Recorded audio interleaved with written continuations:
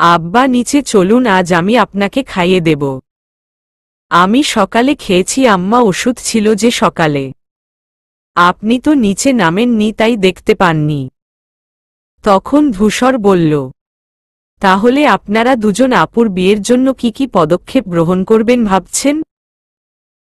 আপনি বিয়ে এনজয় করুন, আমি আর আব্বা দেখে নেব। আচ্ছা, তবে আমার কোনো সাহায্য লাগলে অবশ্যই বলো কিন্তু। এখন নিচে যাওয়া যাক। কিন্তু আব্বা, আপনি ওনাকে আজ ডেকেছিলেন কেন? এমনিই ডেকেছিলাম। তাছাড়া মাইনুল দেখা করতে চেয়েছিল তাই। ওহ আচ্ছা। মেঘ প্লেট নিয়ে উঠে দাঁড়াল। তারপর তিনজনে একসাথে নিচে নামল। তিনজনেই কথা বলতে বলতে আসছে। সকলে দেখছে, কারণ মেঘের যে এত ভালো হাজবেন্ড হয়েছে সেটা বোধহয় কিছু মানুষের হজম হচ্ছে না। আয়মান চৌধুরী সোফায় বসলেন, মেঘ ওনার পাশে বসল, তার পাশে ধূসর বসল। মেঘ ফিসফিস করে ধূসরকে বলল, হাসপাতালে যাবেন না? যাব তো। তাহলে যাচ্ছেন না কেন? কেন, তোমার সমস্যা হচ্ছে? দেখছেন না আমার মামাতো আর ছোট ফুপাতো বোনগুলো কেমন আপনাকে গিলে খাচ্ছে? নিজেরা তো জিনার গুনাহ করছে, আপনাকেও ভাগীদার বানাচ্ছে। আমি কিন্তু তাকাইনি। তাতে কি আপনি তাকাননি? কিন্তু এমনভাবে সেজে শ্বশুরবাড়ি এসেছেন কেন? শ্বশুরবাড়ি আসব সেজে আসব না। যাই হোক, তুমি কি জেলাস নাকি? ভাবা যায় নিষ্ঠুর মেয়েটা আমাকে নিয়ে কত পসেসিভ।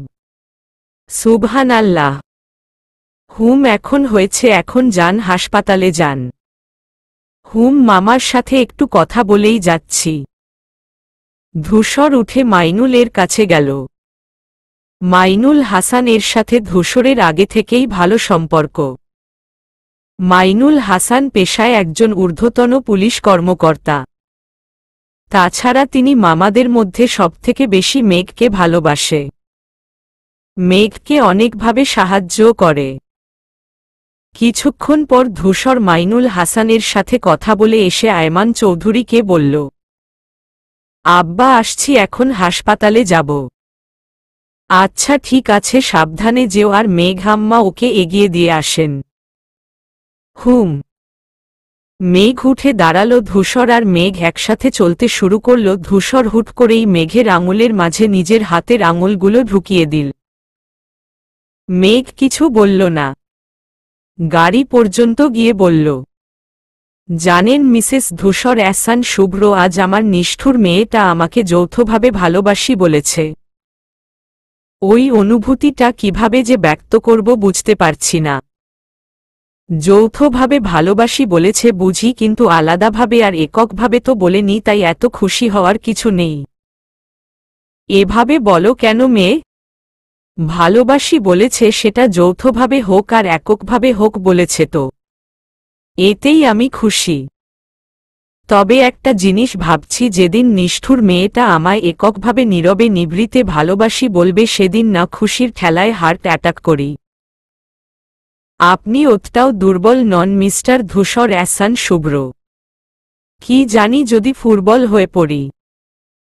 এ কথাটা দ্বারা তুমি কি বোঝালে? তার মানে সে বোঝালো আমায় একদিন না একদিন এককভাবে ভালোবাসি বলবে। এই জন্যই তো তোমায় এত ভালোবাসি মেঘ বালিকা, মুখে না বললে কি হবে ভালোবাসি, আসলে তো তুমি আমায় ভালোবাসো। অনেক হয়েছে, এবার যান।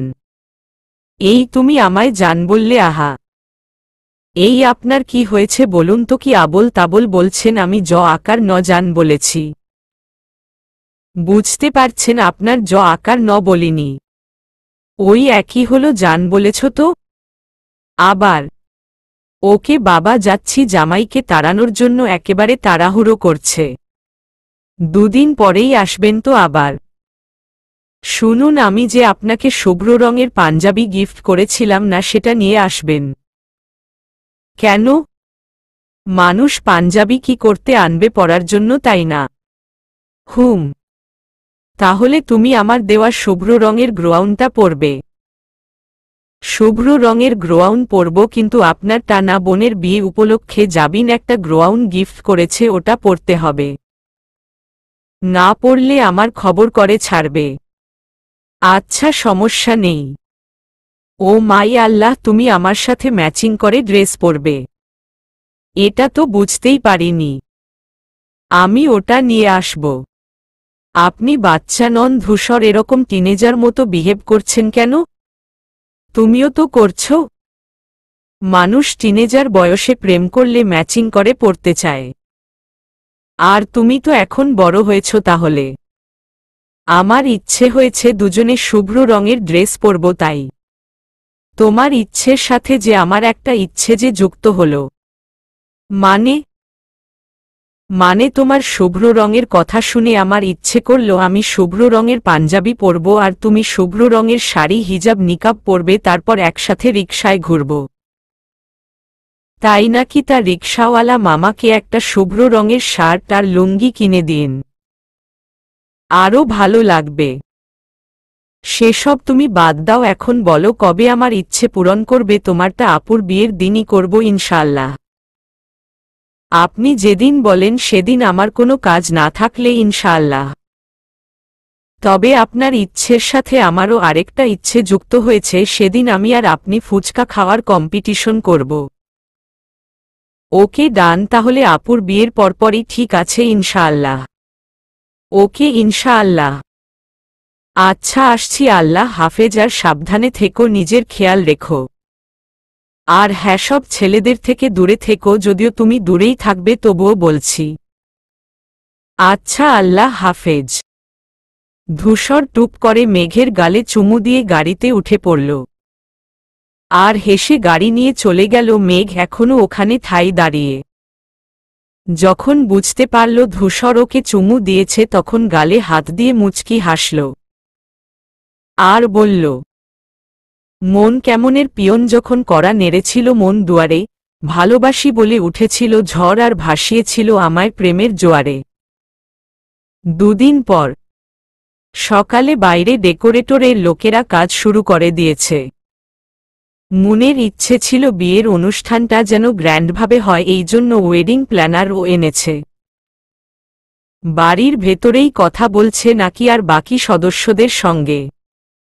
যদিও এই বাড়িতে গান বাজনা হলুদের অনুষ্ঠান কিছুই হবে না, কারণ আয়মান চৌধুরী এগুলো নিষেধ করেছেন। গান বাজনা হারাম, তাই এগুলোর ভেতর দিয়ে যাবে না সে। এই নিয়ে বাড়ির কেউ কিছু বলেনি। ড্রয়িং রুমে যে যার মতো আড্ডা দিচ্ছে। আয়মান চৌধুরী কয়েকদিন অফিসে যাবে না, তাই সব দায়িত্ব এখন জিয়ান আর সাফিয়ান চৌধুরীর ওপর। মেঘ আর আয়মান চৌধুরী বসেছিল, তখন আয়মান চৌধুরী বললেন, আম্মা, আপনার সাথে কথা আছে?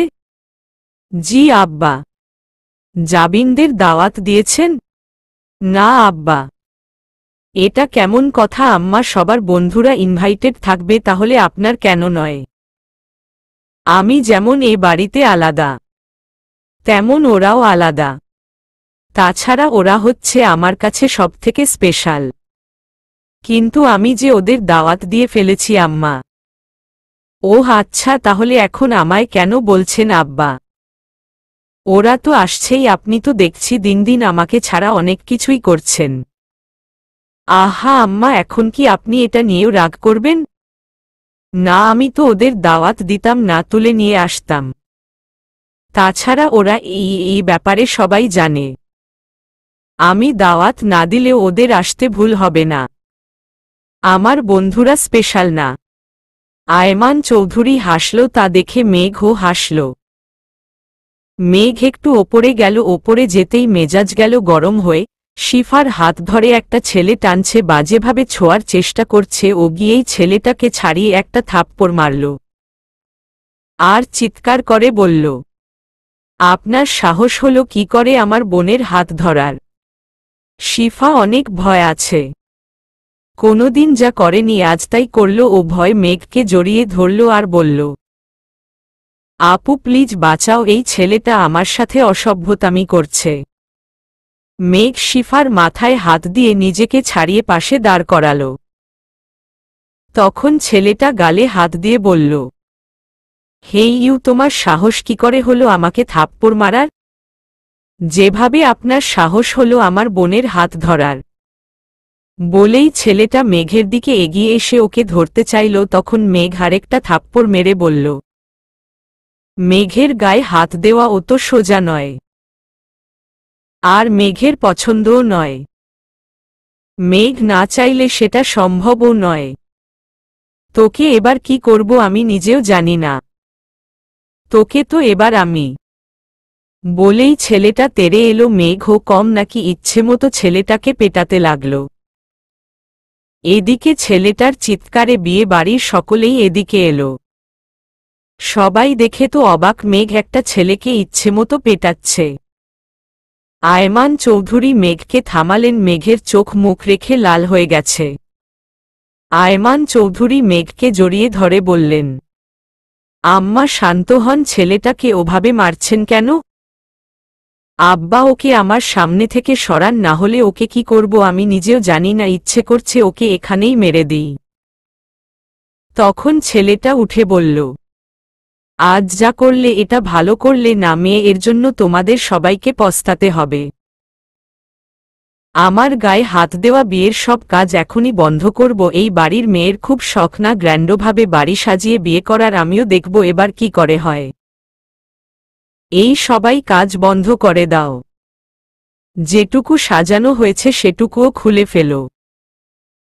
এখন ওয়েডিং প্ল্যানার আর কাজ করার লোক কোথায় পাবে তোমরা? এখন গ্র্যান্ডভাবে কিভাবে করবে? কোনো ওয়েডিং প্ল্যানারকে বললেও কমপক্ষে 1 মাস বা 15 দিন আগে বলতে হয়। এই মাত্র বিয়ের 2 দিন বাকি, এই 2 দিনে এ কি করে করবে? কালকেই তো গায়ে হলুদ। এই সব কিছুর জন্য তুমি দায়ী। আব্বা একে সরান, না হলে। যাচ্ছি যাচ্ছি। ছেলেটা রেগে মারখাওয়া চেহারা নিয়ে চলে গেল। মেঘ বুঝতে পারল ছেলেটার ওয়েডিং প্ল্যানারের সাথে কাজ করত, অথবা নিজেই ওয়েডিং প্ল্যানার। এসবের ভাবতে ভাবতে মন ওকে বাবার থেকে ছাড়িয়ে একটা চড় মেরে বলল, ফুপি ঠিকই বলে, তোর দ্বারা ভালো কোনো কাজ হয় না। কি দরকার ছিল ওই লোকটাকে এভাবে মারার? ওই লোকটাই বিয়ের সকল কাজ করার জন্য কাজ করছিল। এখন কিভাবে সব হবে? কে নেবে বিয়ের কাজের দায়িত্ব? তোর জন্য আমার বিয়ের গ্র্যান্ডভাবে বিয়ে করার স্বপ্ন স্বপ্নই থেকে যাবে। এই সব কিছুর দায় তোর। এইভাবেই সব কাজ তোর জন্য খারাপ হয়। তুই আসলেও একটা খারাপ। মেঘ বোনের চর আমলে নিল না, কারণ সে ভীষণ রেগে আছে। ওর চর খেয়ে আরও রেগে গেল আর চিৎকার করেই বলল, সব কিছু আমার জন্য হয়েছে, মেনে নিলাম। তোমাদের জানা উচিত মেঘ এমনি এমনি কোনো কাজ করে না। ওই লোকটা শিফার সাথে অসভ্যতামি করছিল, বাজেভাবে ছুটছিল। ওটা ভালো হচ্ছিল বুঝি? শিফার দিকে তাকিয়েছিস, মেয়েটা কাঁদছে, সেটা তোদের চোখে পড়ছে না তাই না? এবার সবাই শিফার দিকে তাকালো। সত্যি মেয়েটা কাঁদছে, সবাই শান্ত হয়ে গেল। তখন মেঘ নিজের বাবার দিকে তাকালো। আয়মান চৌধুরী মেঘের দিকে অসহায় চোখে তাকালো। মেঘ বুঝতে পারল তার বাবা চিন্তায় আছে কি করে বড় মেয়ের বিয়ে পারফেক্টভাবে করবে। মেঘ বলল, আব্বা চিন্তা করবেন না, আপনার মেয়ে কিছু হতে দেবে না। আপুর বিয়ে আপুর মনের মতোই হবে। কিভাবে হবে? ভূতে এসে করবে নাকি? তোকে সাধে খারাপ বলি আমি তো তোর ভেতরটা দেখতে পাই। তোর ভেতরটা কুচকুচে কালো। অন্যের খুশি তোর সহ্য হয় না, কিন্তু সেটা তো আর কেউ দেখতে পায় না।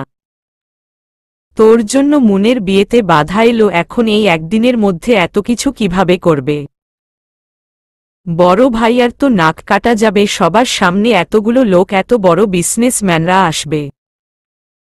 তোকে ভাইয়া এত ভালোবাসে, তুই এই প্রতিদান দিলি। আয়না চৌধুরীর কথায় মেঘ কিছু বলল না, কাউকে ফোন করল আর বলল, আধ ঘন্টা সময় দিলাম, এর মধ্যে তোদের দুজনকে আমার বাড়ি দেখতে চাই। আর হ্যাঁ, আধা ঘন্টার 1 মিনিট বেশি হলে একটার ও হাড্ডি ঠিক থাকবে না। বলেই মেঘ ফোন কেটে দিল আর ওখান থেকে নিজের রুমে গেল। বাকি সবাই অবাক চোখে দেখল। মুন গিয়ে শিফার থেকে ক্ষমা চাইল কারণ লোকটাকে ও নিজে হায়ার করেছিল।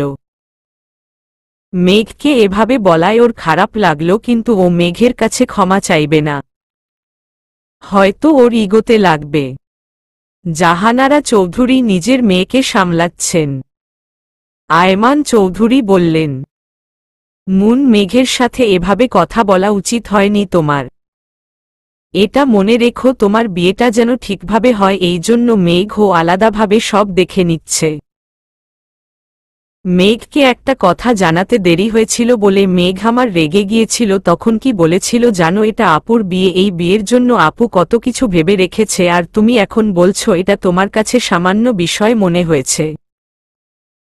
সে তোমার বিয়েতে সব পারফেক্ট চায়, একদম তোমার মনের মতো, আর তুমি তাকেই কি না থাপ্পড় মারলে আর সবার সামনে অপমান করলে। ও বলল না, কিছু হবে না, সব ঠিক হবে। তাহলে ও সব ঠিক করেই করবে। তুমি দেখে নিও, তোমার বিয়ের অনুষ্ঠান তোমার স্বপ্নের থেকেও আরো সুন্দর করে করবে। আয়মান চৌধুরী চলে গেলেন। মাইনুল হাসান ছাড়া আর কেউ বুঝতে পারল না। মায়মুনা চৌধুরী মুনকে কিছু বলতে চাইছিল, কিন্তু সে আর কিছু বলল না। এদিকে মেঘের খুব রাগ হচ্ছে। ও শুয়ে পড়ল আর ভাবতে লাগল সত্যিই কি সে খারাপ। তখন ওর কানে কানে কেউ বলল, না মেঘ, তুমি খারাপ নও। তোমার জীবনে যা যা ঘটেছে এতে তোমার কোনো হাত নেই। তুমি তো রহস্যঘেরা মানবী, তোমাকে ওরা চিনতে পারেনি, আর তুমি না চাইলে চিনতেও পারবে না। তুমি হচ্ছ ধূসর রাঙা মেঘ, যে নিজে না চাইলে সামনের জন তোমাকে চিনতে পারবে না। তুমি যেমন ভাবে তাদের সামনে ধরা দেবে বা দেখাবে, তারা তোমাকে তেমনটাই দেখবে।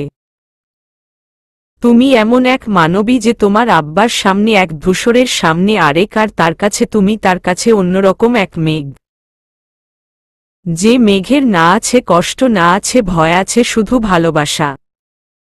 কিছু সময় পর দুজন বোরকা, হিজাব, নিকাব আর মাথায় ক্যাপ পরিহিতা মেয়ে দৌড়ে ঢুকল চৌধুরী বাড়িতে। সবাই বেশ চমকালো, কারণ সবাই ড্রয়িং রুমেই ছিল। একটু আগের বিষয়টা নিয়ে ডিসকাস করছিল, তাই একটু চমকে গেছে। মেয়ে দুটো নিজেদের মধ্যে কথা বলতে বলতে দৌড়াচ্ছিল আয়মান চৌধুরীকে। ওরা দাঁড়িয়ে পড়ল। আয়মান চৌধুরীকে দেখে বলল, ভালো বাবা, মেঘের রুমে কোনো দিকে? আমার রুমে যেতে হবে না, আমি এসেছি, কিন্তু তোরা দুজনে 2 মিনিট লেট। এখন আমার কি করা উচিত? মেঘের কথায় মেয়ে দুটো একসাথে বলে উঠল, আমার কোনো দোষ নেই, সব দোষ ওর। যার দোষী হোক, এখন বল কি শাস্তি দেব? তখন আয়মান চৌধুরী বললেন, আহা আম্মা, কি হচ্ছে? ওরা হয়তো কাজ করছিল, তাই দেরি হয়ে গেছে। শুক্রিয়া ভালো বাবা, তোমার মেয়ে তো মনে করে আমরা সারাদিন অকাজে বসে থাকি।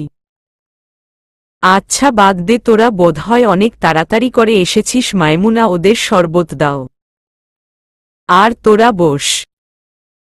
ছিলাম তো ভালোই, তা তোমার মেয়ের তো আমাদের সুখ সহ্য হয় না। সকালের খাবার খেয়ে ঘুমাচ্ছিলাম, কাল অনেক রাত হয়েছে ঘুমাতে, তাই পরিপূর্ণ হয়নি। আর ম্যাডাম ঘুমে বাগড়া দিয়ে ডেকে পাঠালেন। তোদের কি মনে হয় আমি অকাজে তোদের ফোন দিয়েছি? যাই হোক, ভালো বাবা, কেমন আছো তুমি? অনেক দিন পর দেখা হলো। আলহামদুলিল্লাহ ভালো আছি, তোরা কেমন আছিস? তা হীর ম্যাডামের কি ঘুম ভাঙেনি? কোনো কথা বলছে না। তখন হীর নামক মেয়েটা বলল, আর বলো না ভালো বাবা, মেঘের ফোন পেয়েই তো লিয়া আমাকে তুলল, কিন্তু ঘুমের রেশটা বোধহয় কাটেনি। মাথাটা কেমন ঝিম মেরে আছে। তখন লিয়া বলল, মেঘ কি বলেছে সেটা মনে নেই, আধা ঘন্টার মধ্যে না আসলে আর আস্ত রাখবে না। এই তোরা দুটো চুপ থাকবি, আসার পর থেকে শুধু বকবক করেই যাচ্ছিস। কাজের কথায় আসা যাক। কয়েকদিনের জন্য ঘুমের চিন্তা ঝেড়ে ফেল। এখন ওপরে চল, কথা আছে। আর আব্বা কড়া করে 3 মগ কফি পাঠিয়ে দিয়েন আমার রুমে। বলেই মেঘ ওপরে গেল। লিয়া আর হীর ওর পেছনে পেছনে চলল। আয়মান চৌধুরী যা বোঝার বুঝে গেলেন। উনি মায়মুনা চৌধুরীকে কফির সাথে ওদের জন্য হালকা খাবার পাঠাতে বললেন। ওরাকে জিজ্ঞেস করতেই আয়মান চৌধুরী সবাইকে বললে মেঘের বন্ধু। মেঘের বন্ধু ও আছে এটা বোধহয় কেউ ভাবতে পারল না, কারণ এর আগে মেঘের বন্ধুদের নিয়ে কথা হয়নি, এমনকি কেউ কখনো বাড়িও আসেনি। এদিকে মেঘ ওদের নিয়ে রুমে ঢুকতেই লিয়া বলল, তুই আপুর বিয়েতে দাওয়াত দিসনি, তোর কথা শুনব না। তোদের আবার দাওয়াত দিতে হয় নাকি? কালকে গিয়ে নিয়ে আসতাম আমি নিজেই, আমি জানি তো আব্বা তোদের দাওয়াত দেবে। কিন্তু যাই হোক, আপুর বিয়ের সকল কাজ তোদের করতে হবে। যে ওয়েডিং প্ল্যানার ছিল তার সাথে আমার ঝামেলা হয়েছে, তাই সবাইকে নিয়ে চলে গেছে। এখনো বিয়ের সব কাজ বাকি। এখন বল তোরা পারবি কিনা? জিজ্ঞেস করছিস নাকি থ্রেট দিচ্ছিস? যেভাবে বলছিস মনে হচ্ছে থাক বাদ দে, তুই তো লেডি হিটলার। কাজটা করতে পারবি না তাই বল, আমি কিন্তু আব্বাকে বলে দিছি সবকিছু ঠিক হবে। এখন তোরা বল কাজটা করতে পারবি কিনা, যদিও সময় কম। সে আর বলতে, বন্ধুর দুঃসময়ে যদি পাশে না থাকি তাহলে কিসের বন্ধু, কিন্তু এত কম সময় এত সবকিছু প্ল্যান করব কিভাবে? সমস্যা নেই, আমি হেল্প করব তোদের। তাহলে ডান, কোনো সমস্যা হবে না। আমি ফোন করে সবকিছুর ব্যবস্থা করছি। এখনো বেশ খানিকটা সময় আছে, হয়ে যাবে। শুধু ডেকোরেটরেরটা সময় বেশি লাগবে। প্ল্যান তিনজনে মিলে করে ফেলব। সবকিছু পারফেক্ট হওয়া চাই। আপুর ড্রিম ওয়েডিং বলে কথা। হুম। 1 ঘন্টা পরেই সব হাজির, মুনের বিয়ের জন্য সব তোড়জোড় চলছে। বাকি সবাই অবাক, এত তাড়াতাড়ি কিভাবে সব হচ্ছে। লিয়া আর হীর আর মেঘ সবার সাথে কথা বলছে কি হবে না হবে নিয়ে। ওরা এতক্ষণ সব প্ল্যান করছিল, এই বিষয়ে মেঘের ভালো আইডিয়া আছে, তাই সমস্যা হলো না। কিছুক্ষণ পর মুন এলো মেঘের কাছে আর বলল, মেঘ, আরে আপু এখানে কি করছো? তুমি তো বিয়ের কোণে, এখন থেকে নিজের রুমে থাকবে। সরি। কিসের জন্য? আজ সকালে যা হলো আমি বুঝতে পারিনি রাগের বশে। এখন না হয় রাগের বশে আপু, কিন্তু এত বছর সব কি রাগের বশে করছিলে? আমার অবহেলা করা, সবার সামনে ছোট করা, তোমার বন্ধুদের সামনে হাসির খোরাক বানানো। এ কথা শুনে মুন চুপ মেরে গেল। মেঘ একটা দীর্ঘশ্বাস ফেলে বলল, যা হয়েছে বাদ দাও, আমার কথা মাথায় এনো না। মেঘের এসব বিষয়ে কিছু যায় আসে না। আমি কিছু মনে করিনি সকালের ব্যাপারটায়। আমাকে নিয়ে না ভেবে তোমার ভবিষ্যৎ নিয়ে ভাবো। মেঘ চলে গেল। মুন মেঘের যাওয়ার দিকে অসহায় চোখে তাকিয়ে রইল। দুপুরে সবার খাওয়া হয়ে গেছে। এদিকে হীর আর লিয়া একমনে কাজ করছে, সাথে সবাইকে কাজ বুঝিয়েও দিচ্ছে। এখনো অবধি খায়নি তারা। ওদের জন্য মেঘও অপেক্ষা করছে। শেষ মুহূর্তে না পেরে ওদের দুজনকে এনে টেবিলে বসিয়ে দিল আর প্লেট হাতে ধরিয়ে বলল, তোদেরকে কাজের দায়িত্ব দিয়েছি দেখে না খেয়েই কাজ করতে হবে নাকি? খিদে পেয়েছে আমার। এখন চুপচাপ বসে খা, কোনো কথা বলবি না। তখন লিয়া বলল, আর একটু বাকি ছিল, এরপরে তো আসতামই। আচ্ছা, বাকিটুকু খেয়ে করা যাবে। এই কই যাস? লিয়া আর হীর উঠে যাচ্ছিল। তা দেখে মেঘও কথাটা বলে উঠল। তখন হীর বলল, হাত ধুতে যাচ্ছি। হাতে যে ময়লা, তুই তো আর খাইয়ে দিবি না, হাত ধুয়ে খেতে হবে তো। তোরা কি চাচ্ছিস আমি খাইয়ে দেব? তখন লিয়া বলল, দিলে ভালোই হয়, হাত ধুতে হবে না, এমনিতেও আলসেমি লাগছে। আচ্ছা বস, খাইয়ে দিচ্ছি। না থাক, দরকার নেই। তুই তো শুধু জাবিনকে আর ওকে খাওয়াবি, আমাদের দুজনকে কি তোর চোখে পড়বে? আরে রাগ করিস না ভাই, ওকে তো সবসময় খাইয়ে দিই, সেদিন তো জাবিন একাই বাড়িতে ছিল তাই আবদার করেছিল। তোরা দুজন তো ছিলিস না, তাই দিতে পারিনি। অভিমান করে না প্রিয়রা, চল আমি তোদের দুইজনকে খাইয়ে দিচ্ছি, কিন্তু এর জন্য আমার রুমে চল, এখানে সম্ভব নয়। ওকে বলেই হীর আর লিয়া ওপরে চলে গেল। মেঘ হেসে 2 প্লেটে 3 জনের খাবার বেড়ে নিল, তারপর সেগুলো ট্রেতে তুলল। মায়মুনা চৌধুরী ওখানেই দাঁড়িয়েছিলেন, মেয়ের সব কথাই শুনেছে। তিনি এগিয়ে এসে বলল, তোমাদের আরও কিছু লাগবে? আমি সাহায্য করব। আর তেমন কিছু লাগবে না, শুধু পানি নিতে হবে, আমি আবার এসে নিয়ে যাব। আমি দিয়ে আসছি, তোমার আর নামতে হবে না। এমনিতে অনেক বেলা হয়ে গেছে, খাওনি তো? আপনি কবে থেকে আবার আমার খেয়াল রাখতে শুরু করলেন? আমি কখন খাই না খাই আপনি এর আগে খেয়াল করেছেন? হুট করে খেয়াল কেন রাখছেন? আপনি জানেন কি না জানি না, হুট করে অপ্রত্যাশিত ভালোবাসা কেয়ার আমার হজম হতে চায় না। এই নিয়ে আমার কাছের মানুষদের বিস্তর অভিযোগ। কারণ অপ্রত্যাশিতভাবে অন্যের কেয়ার মানে যারা কোনোদিন আমার কথা ভাবেনি, আর কাছের মানুষদের অতিরিক্ত ভালোবাসা দেখলে আমার মনে হয় তারা স্বার্থের জন্য এরকম করছে। মায়মুনা চৌধুরী ওর কথা শুনে একটু থমকে গেলেন। সত্যিই তো, তিনি তো এর আগে খেয়াল করেননি, তাহলে আজ কেন? তিনি কি মেয়েটার ওপর দুর্বল হয়ে পড়লেন?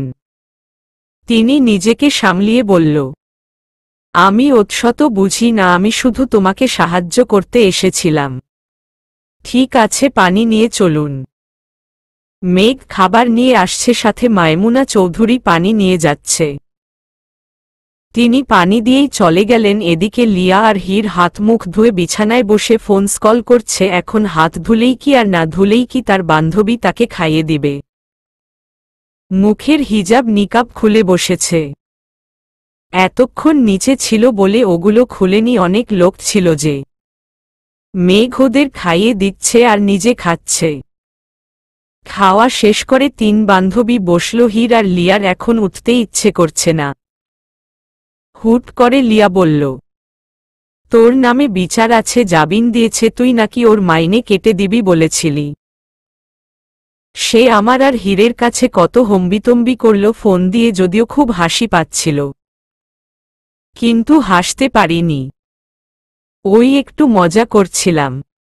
বাসায় এসে সব বলেছে। তোরা দুজন তো এখানে, সে এখন কার কাছে আছে? শোরুমে দিয়ে এসেছি, জাবিনের কাছে আছে।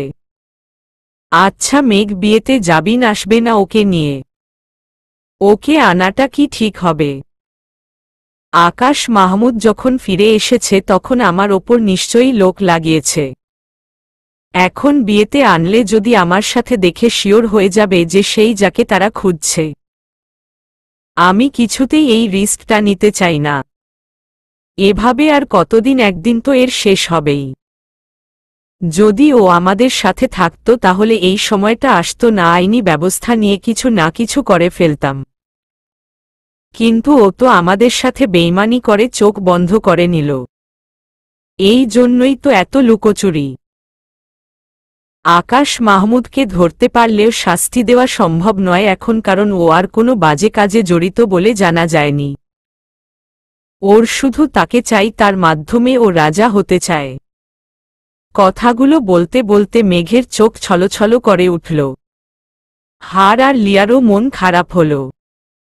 মেঘ পরিস্থিতি স্বাভাবিক করতে বলল, এখন বল, কাজ কতদূর? আমাদের কাজ প্রায় শেষের দিকে, সব বুঝিয়ে বলে দিয়েছি, এখন কাজ ঠিকভাবে করে কিনা এটাই দেখতে হবে। তাছাড়া কিছু জিনিস আজ আসেনি, কাল আসবে। বিয়ের আগেই সব হবে ইনশাআল্লাহ। ইনশাআল্লাহ। হীর আর লিয়া নিচে চলে এলো। মেঘ ও প্লেট রেখে গিয়ে দেখল আয়মান চৌধুরী বসে আছেন ওর ঘরে।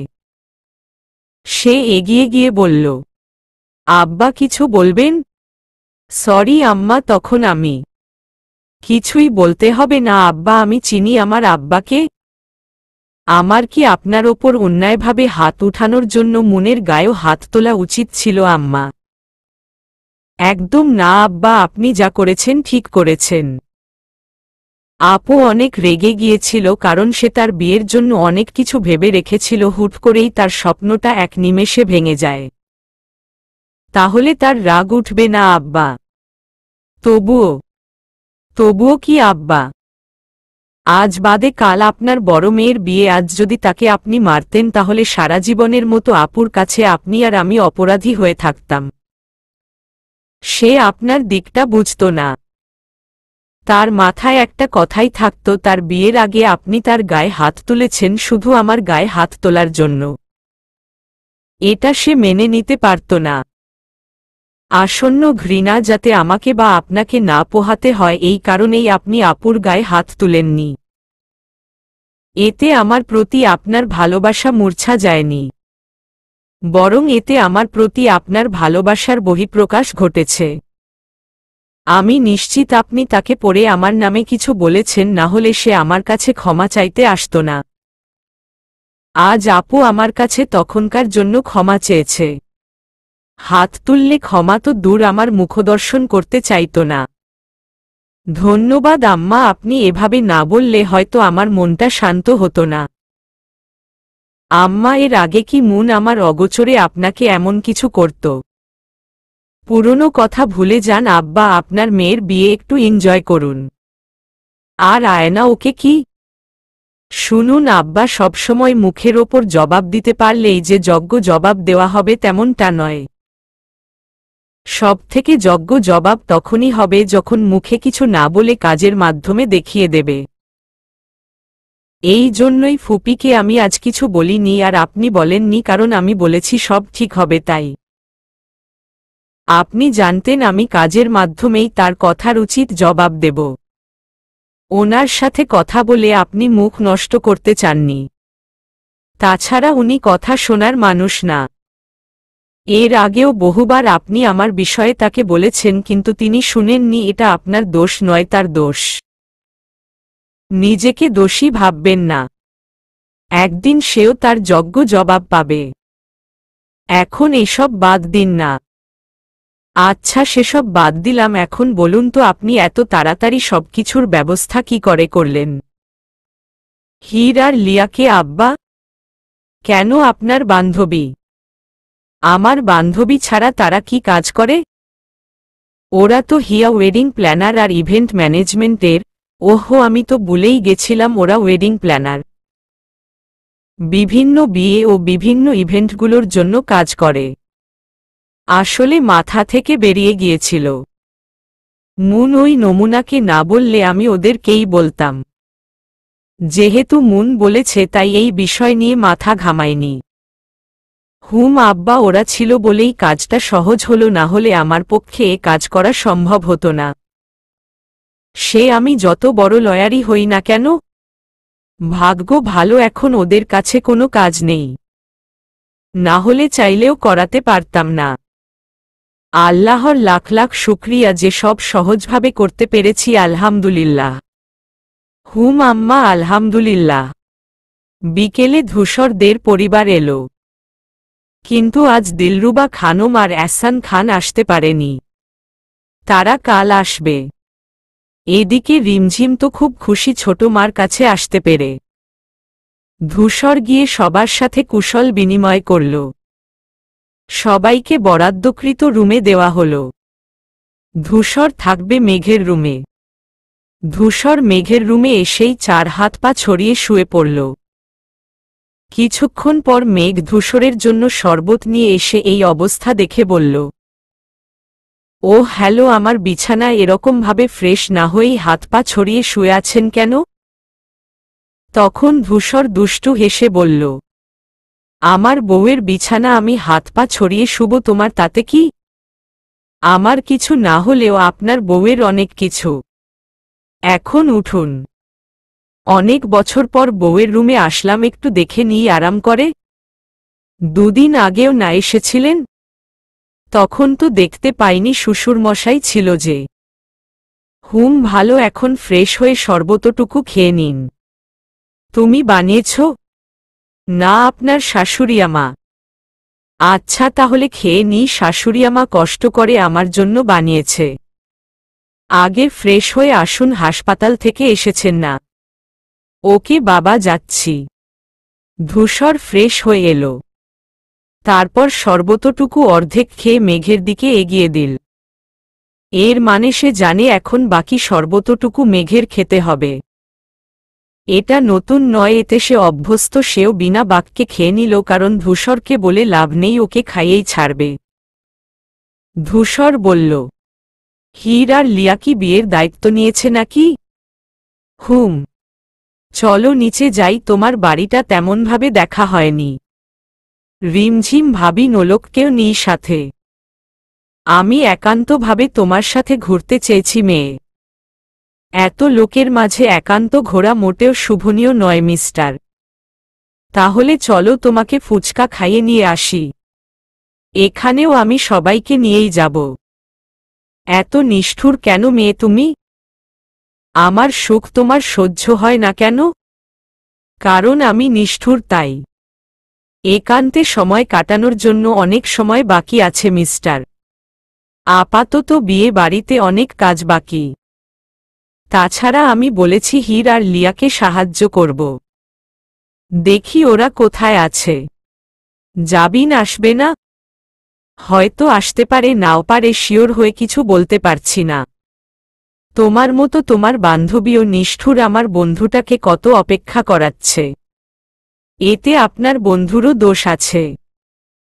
আপনার বন্ধুর কি দরকার ছিল জাবিনকে না বলে ওর চাচাকে বলার? যে জাবিন আর সে একে অপরকে পছন্দ করে। আপনি জানেন এতে জাবিনের কতটা অপমানিত হতে হয়েছে। মেয়েটার মা বাবা নেই, চাচার কাছেই মানুষ। তার চাচা তার ছেলের সাথে জাবিনের বিয়ে ঠিক করে রেখেছে। কিন্তু আপনার বন্ধু এমনভাবে সব উপস্থাপন করেছে যেন তারা রিলেশনশিপে ছিল। কিন্তু বাস্তবে এটা মূল্যহীন, এমন কিছু ঘটেইনি, আর জাবিন তো এ ব্যাপারে কখনো এগোয়নি। ওর চাচা আর চাচি ওকে কত মেন্টাল টর্চার করেছে জানেন? এতদিন লালন পালন করল, অথচ এই প্রতিদান দিলি অন্য ছেলের সাথে। ঈষৎ কি বাজে ভাষায় গালিগালাজ করেছে। শেষে কাউকে বিয়ে করবে না জানিয়ে আমার ফ্ল্যাটে এসে উঠেছে। যদিও মাঝে মাঝে ওখানে যায়। ভালোবাসার মানুষটিকে হালালভাবে পেতে চেয়েছে, এটা কি ঈশানের দোষ? এটা দোষের নয়, তবে না জেনে শুনে হুট করে কিছু করা দোষের। ঈশান ভাইয়া আগে জাবিনের সাথে এ ব্যাপারে কথা বলতে পারত। তাহলে হয়তো এত কিছু ঘটতই না। যাই হোক, ঈশান ভাইয়াকে বলবেন জাবিনকে ছেড়ে অন্য একজনকে বিয়ে করে নিতে, কারণ এখানে চিরে ভিজবে না। আমার বন্ধুও কম কি, শেষে বিয়ে করলে তাকেই করবে। ওকে দেখা যাক কি হয়, তবে ঈশান ভাইয়ার সাথে বিয়ে হলে আমি খুব খুশি হব। কারণ ওর কাকাতো ভাইকে আমার একদম পছন্দ নয়। আপনার বান্ধবী একটু সদয় হলেই সব হবে। হয়েছে, এখন বাদ দিন, নিচে চলুন, নাস্তা করে নিন। আপনার শাশুড়িমা বারবার বলে দিয়েছেন তাড়াতাড়ি নিচে যেতে। ওকে চলো, সব বাদ দিলাম। ধূসর মেঘের হাত ধরে নিচে হাঁটা ধরল। ড্রয়িং রুমে গিয়ে হাত ছেড়ে দিল, কারণ সবাই ওখানে আছে। সোফায় বসে পড়ল। ধূসর মেঘের মামা আর বাবার সাথে কথা বলছিল। সেই ফাঁকে মেঘ বাইরে চলে গেল লিয়াদের কাছে। ওরা সব দেখছিল। হুট করে মেঘ পেছনে থেকে বলল, ধাপ্পা। হীর আর লিয়া দুজনেই চমকে উঠল। কারণ ওরা মনোযোগ দিয়ে কাজ করছিল, হুট করে অত্যাশিতভাবে এরকম করলে যে কেউ চমকে যাবে। মেঘ হাসছে তা দেখে লিয়া বলল, ভালো হয়ে মা মেঘ, ভালো হয়ে যা, ভালো হতে পয়সা লাগে না। এভাবে কেউ করে এখনই হার্ট অ্যাটাক হচ্ছিল। হীর গিয়ে ধাম করে মেঘের পিঠে একটা কিল দিল আর বলল, আমিও লিয়ার কথায় একমত, ভালো হয়ে যা। তখন মেঘ হেসে বলল, আরে ভাই, পয়সা লাগে না দেখেই তো তোদের সাথে ভালো হচ্ছি না। তোরা জানিস না ফ্রি এর জিনিস আমার পছন্দ না। তা তোর জামাই এসেছে, তুই তোর জামাই ছাড়া এখানে কেন? দুলাভাই আসতে দিল। অবশ্য দুলাভাই তো পারলে তোকে তার সাথে বেঁধে রাখে। হুম, সোফায় বসে গল্প করছে, সেই সুযোগে এলাম। তখন হীর বলল, সবাই বিয়ে করে নিয়েছে, আমি এক সিঙ্গেল মানুষ, তার একটা জামাই নাই। আমার জামাই কি কচ্ছপের পিঠে করে আসতেছে দোস্ত? হুম, সবাই বিয়ে করে তো ধুমছে, সংসার করছে, তাই না মেঘ? আর আমিও। তোর জামাইকে বল তাড়াতাড়ি বিদেশ থেকে আসতে, তুই বুড়ি হয়ে গেলি। তুই তো কচি খুকি, তাই না? আমার তো তাও জামাই আছে, শুধু সংসারটাই করছি না। মেঘ হুট করেই সিরিয়াস হয়ে বলল, হীর মজা বাদ দে, এখন বল বিয়ে কবে করছিস? এভাবে জীবন চলে না। জাবিনের বিষয়টা আলাদা, কিন্তু তুই এভাবে আর কত? তখন হীর বলল, এই ব্রোকেন ফ্যামিলির মেয়েকে কে বিয়ে করবে? এখনকার সমাজের ধারণা, যেখানে তার মা বাবা ঠিক করে সংসার করতে পারল না, সেখানে আমি কি করে সংসার করব? এই সমাজটা দিন দিন দূষিত হয়ে যাচ্ছে। একটু দোষ হলেই হয়, শুধু আঙুল দিয়ে তাদের দেখাতে ছাড়ে না আজকের সমাজ। আমি তাকেই বিয়ে করব, তার আমার পরিবার নিয়ে কোনো মাথা ব্যথা নেই, সে শুধু আমায় ভালোবাসবে, আমায় আগলে রাখবে, আমায় সম্মান করবে। মেঘ হীরের গালে হাত রেখে বলল, ইনশাআল্লাহ খুব তাড়াতাড়ি তোর জীবনে এমন কেউ আসবে। আসলে তো ভালোই হয়, তোদের আমার বিয়েতে লেগ পিস খাওয়ার আশা পূরণ হয়। কিন্তু আমি ভাবছি বিয়েতে অনুষ্ঠান করব না, টুপ করে বিয়ে করে টুপ করেই সংসার শুরু করব। আরে সব প্ল্যান করে ফেললাম তো, কিন্তু আমার জামাই কই ভাই? এ কথা শুনে মেঘ আর লিয়া হাসল, কিন্তু হীরের বুক চিরে আসল দীর্ঘশ্বাস। সে সেসবে পাত্তা না দিয়ে পেছনে ধূসরকে দেখে বলল, মেঘ ওই দেখ, দুলাভাই এসে পড়েছে। ধূসর এগিয়ে আসতেই হীর বলল, আসসালামু আলাইকুম। কি দুলাভাই, বউকে মিস করছিলেন বুঝি? ওয়ালাইকুমুসসালাম। আমি মিস করলে কি হবে শালিকারা, তোমাদের নিষ্ঠুর বান্ধবীর কি আমার কথা মনে পড়ে? আমাকে দেখলেই শুধু পালাই পালাই করে। তখন মেঘ বলল, মোটেও না, আপনি কথা বলছিলেন দেখে এসেছি। হুম, তোমায় চিনতে একটু ভুল হয় না মেয়ে। তো শালিকারা দিনকাল কেমন চলে? তখন লিয়া বলল, এই তো আলহামদুলিল্লাহ ভালোই চলছে। আপনি বলুন দুলাভাই, আপনার কেমন চলছে? আমারও ভালোই চলছে। আচ্ছা তোমরা কথা বলো, আমি আসি। আরে কোথায় যান? আপনার বউকে নিয়ে যান, আপাতত তার এখানে কোনো কাজ নেই, বরং সে আমাদের কাজে এসে আমাদের কাছে বাগড়া দিচ্ছে। আমি কোথায় বাগড়া দিলাম শুনি? আরে ভাই, আমরা মনোযোগ দিয়ে একটা কাজ করছিলাম, তুই এসে গল্প শুরু করে দিয়েছিস। যা, থাকবো না এখানে, এরপর থেকে একদম আমার কাছে আসবি না তোরা। আচ্ছা ঠিক আছে, তোর কাছে যাব না, তোর কোলে গিয়ে বসে থাকব। হু সর, আমি গেলাম। মেঘ ভেতরে চলে গেল। ধূসর সেদিকে তাকিয়ে বলল, শালিকারা, তোমাদের বান্ধবীর এত তাড়াতাড়ি মুড সুইং কেমনে হয়? সেটা তো আপনার বউ ভালো বলতে পারবে। এটা আমরাও জানি না। বলেই হীর আর লিয়া হাসল আর অন্যদিকে চলে গেল। ধূসর ও ভেতরে চলে গেল। সব ইয়াংস্টাররা ছাদে আছে, তাই মেঘ রোহিণী নোলকদের নিয়ে ছাদে গেল। শায়লা ওদের দেখে এগিয়ে আসলো জায়মা, ও তাই ওরা গল্প করতে লাগল। এদিকে শিফা মেঘকে দেখে এগিয়ে এসে বলল, মেঘ আপু একবার এখানে আসবে, তোমার সাথে কথা ছিল। মেঘ শিফার কাছে গেল। শিফা ওকে নিয়ে ছাদের কোনায় গিয়ে দাঁড়ালো আর ওর হাত ধরে বলল, আজকে যা কিছু হলো সবকিছুর জন্য শুক্রিয়া আপু। আর এতগুলো বছরের সব ভুলের জন্য সরি। সকালে যা হলো তাতে একটা মেয়ে হয়ে এরকমটা করা আমার দায়িত্ব ছিল। এর জন্য শুক্রিয়া বলতে হবে না। আর দ্বিতীয়টা, তা হুট করে এমন সরি বলার কারণ। এতগুলো বছরের তোমায় ছোট হলেও অনেক কিছু শুনিয়েছি, তা করা একদম উচিত হয়নি আমার। আজকে তোমায় সাহায্য করেছি বলে তোমার এরকমটা মনে হচ্ছে, তাই না? আসলে ব্যাপারটা তা না। ছোটবেলার ওই অ্যাক্সিডেন্টের পর থেকে আমার মনে হতো তুমি কোনো ভালো কাজ করতেই পারো না, যে খুন করতে পারে তার পক্ষে অনেক কিছুই করা সম্ভব।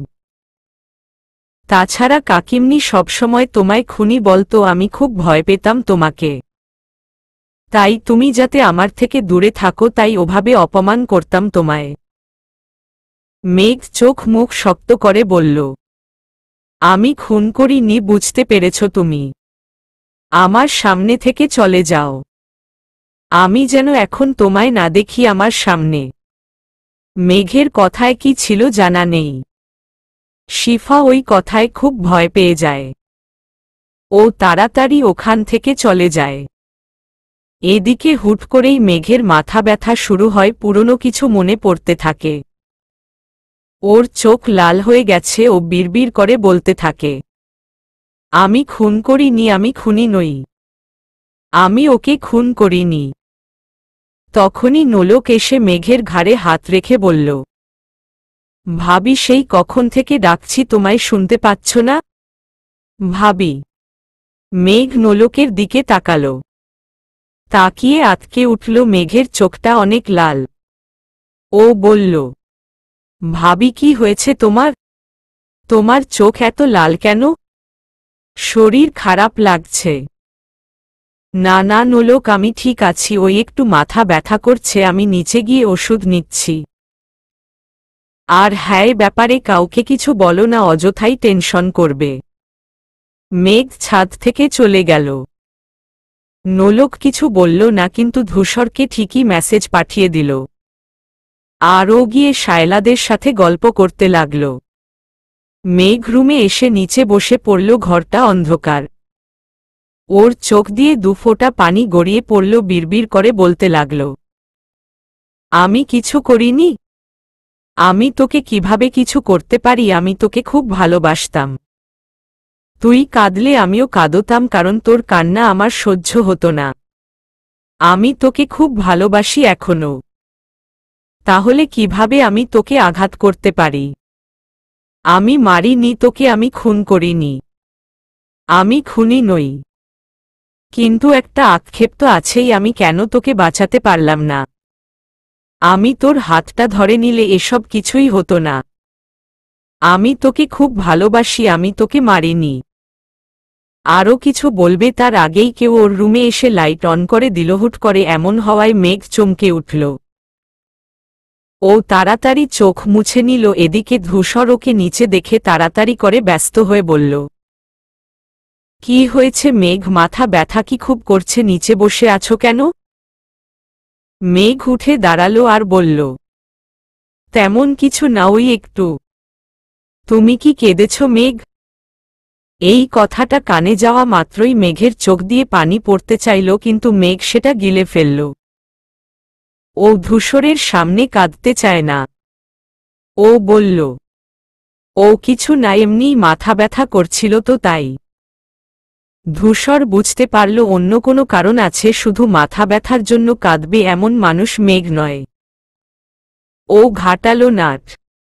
শুধু বলল, এখানে আসো, শুয়ে পড়ো, আমি মাথা ব্যথার বাম লাগিয়ে দিচ্ছি। মেঘ বিনা বাক্যে শুয়ে পড়ল। ধূসর বাম এনে ওর মাথাটা নিজের কোলে নিয়ে বাম লাগিয়ে দিতে দিতে বলল, এই যে তোমার জামাই তোমার সেবা করছে, দেখবে তাড়াতাড়ি তোমার মাথা ব্যথা গায়েব। মেঘ কিছু বলল না, চুপ করে শুয়ে রইল। কিছু বলছে না দেখে ধূসর বলল, মেঘ, আমি জানি তুমি শুধু মাথা ব্যথার জন্য কাঁদছিলে না। তোমায় আমি খুব ভালোমতোই চিনি। কেন কাঁদছিলে যদি আমায় বল। আর কিছু বলতে না দিয়ে মেঘ বলল, কারণ জিজ্ঞেস করবেন না ধূসর, আমি বলতে পারবো না।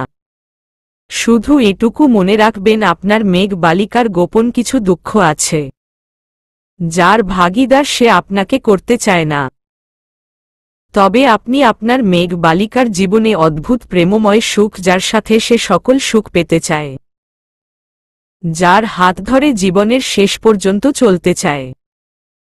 ধূসর সব শুনে কিছুটা অবাকই হল, কিন্তু বলল না। কিছুক্ষণ পর মেঘের কপালে চুমু দিয়ে বলল, মেঘবালিকা, আমি জানি না তোমার জীবনের সেই গোপন কিছু দুঃখগুলো কি, তবে আমি চাই আমার সবটুকু ভালোবাসা দিয়ে তোমার সেই দুঃখ মুছিয়ে ফেলতে। জানি না দুঃখগুলো মুছে ফেলা সম্ভব কি না, হয়তো হ্যাঁ নয়তো না, তবে আমি চেষ্টা করব। আমি যখন তোমার সাথে থাকি তখন সেই কষ্ট যেন তোমায় ছুঁতে না পারে। জীবনের সব সুখ তোমায় দিতে চাই আমি। আমিও তোমার সাথে জীবনের শেষ পর্যন্ত চলতে চাই। সবশেষে বলবো, ভালোবাসি তোমায়, খুব ভালোবাসি। চলবে।